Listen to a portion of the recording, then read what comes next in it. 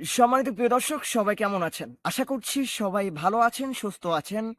আজকে আপনাদের মাঝে বারবারের মতো আজকেও ঠিকই নতুন একটা ভিডিও নিয়ে চলে আসলাম। সেটা হচ্ছে আজকে হচ্ছে জুমার দিন। আর এই ভিডিওটাও আপলোড হবে খুবই তাড়াতাড়ি ভিডিওটা আপলোড হবে। তো এই ভিডিওটা দেখে আমি আজকে জুমার দিন কিছু আমল করতে বলবো। ওকে? আমলটা হচ্ছে বেশি কিছু না, অল্প কিছু আমল। যা করলে আপনার জীবনের সমস্ত গুনাহগুলো আল্লাহ মাফ করে দিবে।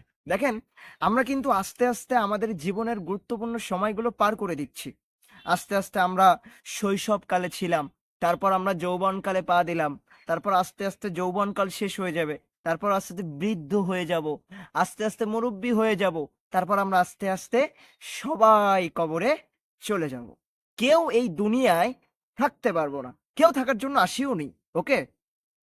তো আমাদের চেষ্টা করতে হবে যে আমরা কিভাবে এই দুনিয়ায় থাকতে আল্লাহ পাক রব্বুল আলামিনকে খুশি করে যেতে পারি। দেখেন, আপনি আপনি দুনিয়াতে যদি বিপদে পড়েন, হয়তো আপনার পাশে আপনার মা আসতে পারে, বাপ আসতে পারে, স্ত্রী আসতে পারে, তাই না? আপনার বন্ধু-বান্ধব আসতে পারে। কিন্তু ভাই, ওই কবরে যদি একবার বিপদে পড়ে যান, আপনি যদি কিয়ামত পর্যন্তও যদি চিল্লায়ে গলা ফাটায় ফেলেন, একটা লোকও কিন্তু আপনাকে সাহায্য করার জন্য যাবে না। কেউ যাবে না। এজন্য আমাদের চেষ্টা করতে হবে কিভাবে আমাদের গুনাহগুলো মাফ করায় নিয়ে তারপর আমরা কবরে যেতে পারি। দেখেন, এখন আপনি হয়তো ভাবতে পারেন যে আপনার মনে হয় আল্লাহ পাক কখনো গুনাহ মাফ করবে না। আপনি মনে হয় এত জঘন্য গুনাহ করেছেন যা মনে হয় আল্লাহ কখনো মাফ করবেই না। ভাই, আল্লাহ পাক রব্বুল আলামিন বলেন ইন্নাল্লাহা গফুরুর রহিম। আল্লাহ কিন্তু তার নামটা খালি কিন্তু রহমানটা রাখে নাই। নিশ্চয়ই এই নামের কোনো গুণ আছে, তাই তো? তো যাই হোক, আপনারা সবাই জানেন যে কারুনের একটা ঘটনা আছে। কারুন যখন মুসা আলাইহিসসালামের বিরুদ্ধে যখন আহ মুসাকে বদনাম দেওয়ার জন্য একটা নারীকে ঠিক করলো, তখন ওই নারীটা যখন মুসার বিরুদ্ধে বলবে যে মুসা আসলাম আমাকে জেনা করেছে, এ কথা যখন বলবে, আল্লাহ পাক তার জবানটাকে আটকায় দিল। সে বোবা হয়ে গেল, কথা বলতে পারলো না। তারপর যখন বুঝতে পারলো না আমার এটা ভুল হচ্ছে, তখন মনে মনে আল্লাহর কাছে তওবা করে মুসার বিরুদ্ধে সত্য কথাটা বলল। যে এটা বলল যে মুসা আলাইহিসসালাম সত্যিকারের একজন নবী।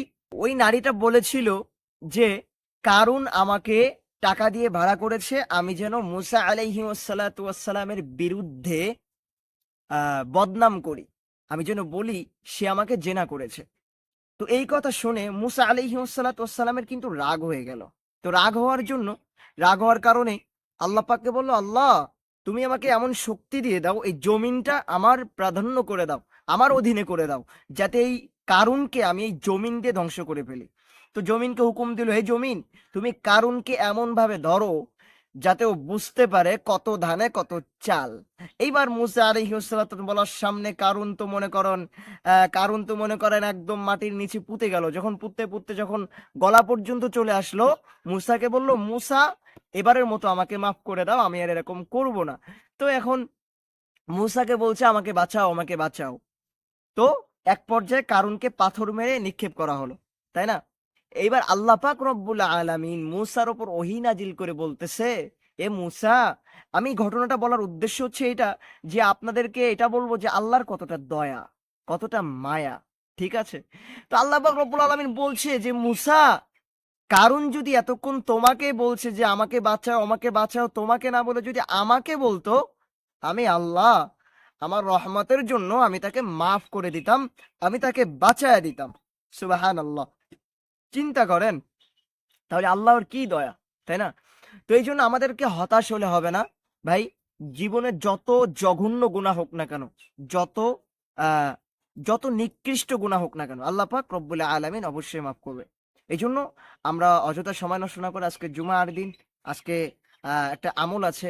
আসরের পর আপনি কারোর সাথে কথাবার্তা না বলে ৯৯ পার এই দোয়াটা পড়বেন, আল্লাহুম্মা সাল্লি আলা মুহাম্মাদিনিন নাবিয়্যিল উম্মিয়্যি ওয়া আলা আলিহি ওয়া সাল্লিম তাসলিমা।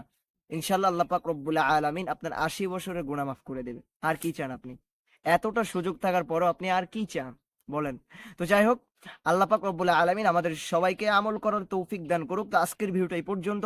অবশ্যই ভিডিওটা যদি ভালো লাগে অবশ্যই সাবস্ক্রাইব করতে একদমই ভুলবেন না। আর লাইক, কমেন্ট তো শেয়ার তো অবশ্যই করবেনই। আর এখনই বিদায় নিচ্ছি। আবারও দেখা হবে পরবর্তী কোনো ভিডিওতে। আসসালামু আলাইকুম ওয়া রাহমাতুল্লাহ।